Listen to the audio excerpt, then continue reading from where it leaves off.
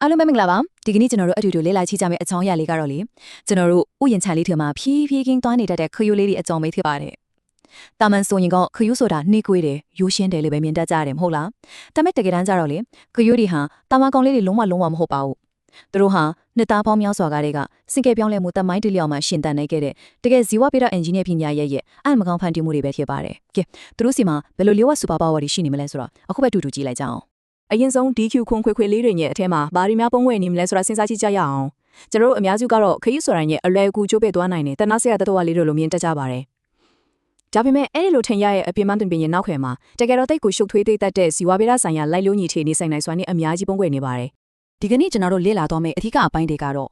ခရူးရဲ့စင့်ကဲပြောင်းလဲမှုနဲ့ရှင်သန်နိုင်စွမ်းသူတို့ရဲ့ဓာတုအာယုံခံနိုင်စွမ်းရှုပ်ထွေးလာတဲ့မျိုးပွားခြင်းသစ်စင်ဂေဟာစနစ်တို့သူတို့ရဲ့အရေးပါပုံနဲ့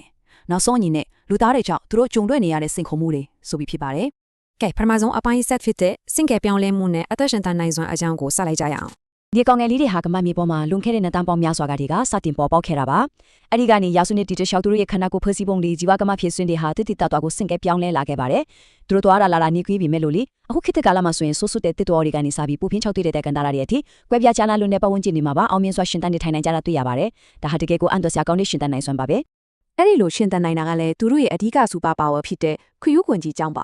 မှတ်ထားရမှာကခရူးခွန်ဆိုတာတည်သွားလို့ရတဲ့အိမ်လေးတတ်မဟုတ်ပါဘူးဒါဟာအသက်အန္တရာယ်ပြီးမဲ့ရန်သူတွေရန်ကန်လေးချစ်ချင်းရှောင်တိန်နိုင်ုံသာမကပဲပြင်းထန်တဲ့မိုးခေါင်ရေရှားမှုတွေဒါမှမဟုတ်အရန်ကိုအေးခဲ့တဲ့ရာသီဥတုတန်တွေကနေပါကာကွယ်ပေးနိုင်တဲ့အထူးတိုင်းလွှမ်းကြီးတစ်ခုလိုဖြစ်နေလို့ပါကိုခရူးခွန်နဲ့အပြည့်ဝဆွဲသွင်းလိုက်နိုင်တဲ့ဒီစွမ်းရည်ဟာတစ်ကိုအစစ်မြင့်တဲ့ဇီဝကမ္ဘာဖြစ်စဉ်တစ်ခုဖြစ်ပြီးဘလောက်ပဲကြမ်းတမ်းတဲ့သဘာဝပေတွေဖြစ်ကြံ့ခံနိုင်စေတာပေါ့ဆက်ပြီးအပိုင်းဖတ်နေအနေနဲ့ဓာတုချက်ပြမှုတွေကတစဉ်လမ်းကြောင်းရှာဖွေခြင်းအကြောင်းကိုသွားကြရအောင်ခရူးတွေဟာသွားတာလာတာနေမိမဲ့ပတ်ဝန်းကျင်ကိုအာယုံခံနေစွမ်းကတော့တကယ်ကိုထက်မြက်ပါတယ်သူတို့စီမှာတိတ်ကိုစူးရှားတဲ့အနက်အခမ်းအာယုံရှိပါတယ်ဒါကြောင့်ပတ်ဝန်းကျင်ကဓာတုအချက်ပြမှုတွေကိုမျက်စိနဲ့မမြင်ရတဲ့ရေဓာစနစ်တစ်ခုလိုအသုံးပြုကြပါတယ်ဒီလိုဓာတုအာယုံခံစနစ်ကနေတစဉ်အစားအစာရှာဖွေတာမြို့ပွားဖို့အဖို့ရှာတာတွေကိုအလွယ်တကူလုပ်နိုင်တဲ့အပြင်ဘေးအန္တရာယ်တွေကိုပါအချိန်မီကြိုတင်သိရှိပြီးရှောင်ရှားနိုင်ကြပါတယ်ပိုပြီးချီးကျူးစရာကောင်းတာတစ်ခုကတော့လေခယူးတွေဟာအဝေးကြီးကိုအချင်းကြာကြီးတွားပြီးတဲ့နောက်မှာတော့မှသူတို့ရဲ့မူလခိုလုံရအိမ်လေးကိုအလုံးချုံပြန်လာနိုင်တဲ့အထူးလမ်းကြောင်းရှာဖွေနိုင်စွမ်းရှိကြပါတယ်ဖြည်းဖြည်းချင်းလျှောက်သွားနေရပေမယ့်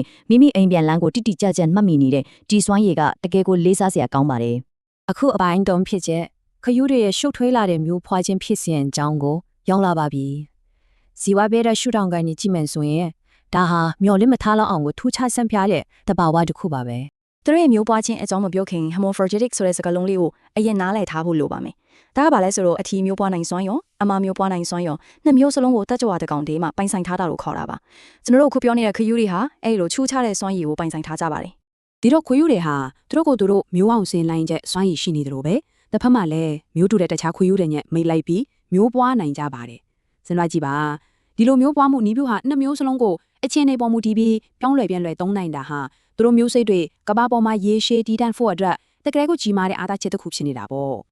့တကယ်တော့လေခယူးတွေရဲ့အချစ်အရေးကတာမန်ထက်ကိုအများကြီးပိုရှုပ်ထွေးပါတယ်သူတို့ရဲ့မိတ်လိုက်တဲ့အပြုတ်မှုတွေဟာအလွန်ကိုတည်သက်ရှုပ်ထွေးပြီးဥဖွဲ့ရှိတဲ့ဖြစ်စဉ်တွေပြီးတော့တားပေါက်လေးတွေကြီးထွားလာတဲ့အဆင့်တွေမှာလည်းအန်တော်လောက်အောင်တိကျသေးချာမှုရှိတာကိုတွေ့ရပါတယ်ရိုးရှင်းတဲ့အကောင်လေးတွေလို့ထင်ရပေမဲ့သူတို့ရဲ့မျိုးဆက်ပွားဖြစ်စဉ်တွေကတိပံပညာရှင်တွေတောင်အန်တော်ရလောက်အောင်ကိုအဆင့်မြင့်ပါတယ်ကဲအခုအပိုင်းလီဂေဟာစစ်စစ်အခန်းခန္ဓာအကြောင်းကိုတွားကြမယ်။ခယူးချက်ကောင်ချင်းစီရဲ့ဇီဝဗေဒအကြောင်းတီးရနောက်မှာကပောက်ဂေဟာစစ်စင်ကြီးထဲမှာသူတို့ဘလောက်တောင်အရေးပါလဲဆိုတာစက်ကြည့်ကြတာပေါ့။တဘာဝတရားကြီးထဲမှာကုန်းပေါ်ကမြေကြီးထဲမှာနေတဲ့ခရူးပစီလဲတွေကနေဆက်လို့ပင်လယ်ချမ်းပြန်ကခရူးအကြီးကြီးတွေအထိမျိုးစိတ်ပေါင်းများစွာရှိကြပါတယ်။သူတို့ဟာကိုရောက်နေတဲ့ပတ်ဝန်းကျင်နဲ့လိုက်လောညီထွေနေထိုင်တတ်ပြီးဂေဟာစနစ်တိုင်းလုံးမှာကိုပိုင်နေရာတစ်ခုမရှိမဖြစ်လို့အတဲ့အခန်းခဏတစ်ခုပါနေအတီးတီပါဝင်နေကြပါတယ်။ဥပမာပြောရရင်သူတို့ဟာတရက်ဆွေးတွေအမိုက်တရိုက်တွေကိုစားသုံးပြီးမျက်စိလွှာဩဇာပြေဝအောင်ပြန်လည်ဆွန့်ပစ်ပေးတဲ့အလွန်အရေးပါတဲ့ဒီကွန်ပိုဆာစ်လို့ခေါ်တဲ့ဆွေးမစ်စေသူတွေဖြစ်ပါတယ်။ဒါအပြင်သစ်ပင်ပန်းမှန်တွေရှင်သန်ဖို့မျိုးစေ့တွေကိုဖြန့်ဝေသေးပါသေးတယ်။အရေးကြီးဆုံးတစ်ချက်ကတော့ငှက်တွေကနေစလို့နိုးထိုက်သက်တော်ဝါတွေအထိအခြားအသားစားသက်တော်ဝါတွေအတွက်အဓိကအစားအရေးမြင့်လည်းဖြစ်နေတာပါပဲ။အကေဝေးများသဘာဝတရားကြီးထဲမှာခရူးတွေသာမရှိတော့ဘူးဆိုရင်လေအစားဆက်တန်းကြီးပြည့်ဝပြီးဂေဟာစနစ်ကြီးတစ်ခုလုံးပြိုလဲသွားနိုင်လောက်အောင်အထီတောင်ရုန်းကန်ရမှသိချပါတယ်။ဒါပေမဲ့ဝမ်းနည်းစရာကောင်းတာကအခုနောက်ဆုံးအပိုင်းငါဖြစ်တဲ့လူသားတွေရဲ့တက်ရောက်မှုနဲ့ကိတ္တစိန်ခေါ်မှုများအကြောင်းကိုပြောရတော့မှာပါအမှန်တော့ကျွန်တော်တို့လူသားတွေနဲ့ခရူးတွေဟာတမိုင်းတလျှောက်အလုံးကိုနီးကပ်စွာဆက်ဆက်ခဲ့ကြတာပါရှေးခေတ်ဆေးဆိုးပိုင်းရိုင်းလုပ်ငန်းတွေ တိုင်းသေးစေပညာတွေမှာခရူးတွေကိုကြဲကြဲပန်းပန်းတုံးခဲ့ကြတယ်လို့အမှုပညာနဲ့စာပေတွေအတွက်စိတ်ကူးညံ့ညစေတဲ့အရာတွေလည်းသိခဲ့ပါတယ်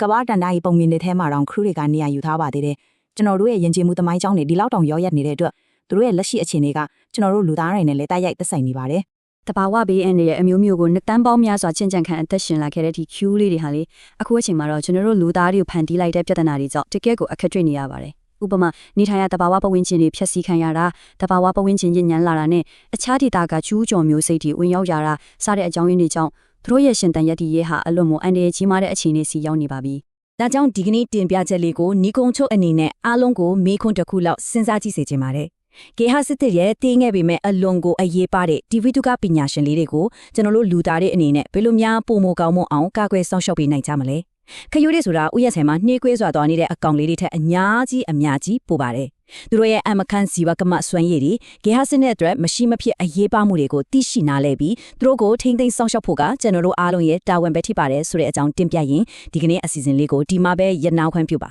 အားလုံးကိုကျေးဇူးတင်ပါတယ်